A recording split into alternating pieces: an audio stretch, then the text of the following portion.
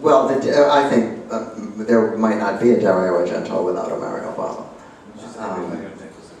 But I obviously came, because in America the movies were released sometimes to theaters, but very often directly to television. We weren't aware of many of the Italian directors until years after the films had been made. And so Bava was paramount to me because he was the one that I was following in the theater. But on television, many of the Margheriti pictures appeared, and the whole Peplum cycle became, all those movies, some of them were released in theaters, but most of them were released to television. And the same company, American International, had an arm that did nothing but distribute Italian films to television, dubbed, and pan and scanned, and black and white, and it was not the greatest way to see them. But this was the only way that we could learn who these people were.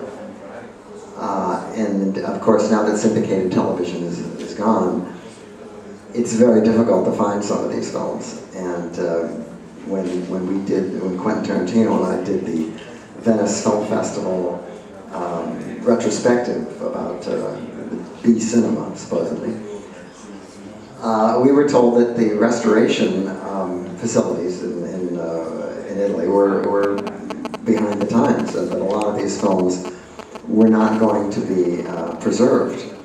And that was one of the reasons that we put together this retrospective, and many of the surviving directors came and were thrilled to find that young people who had not been exposed to these films were now able to see them. And I think that as far as the legacy goes, that the most important thing is to try to do as was done last night with Alforisi and Porro, to restore these films and to get them in places where people can see them. Because they are, even though they were ignored at the time, they've built a building block of Italian cinema. And I think many directors like myself and Martin Scorsese and other people were very influenced by these films. And even though it was sometimes very hard to find them, they were distributed by very tiny distributors. They played grindhouses on triple bills, and sometimes you'd get fleas just watching the film. But it was worth it, because this was the place to see the films. Allora,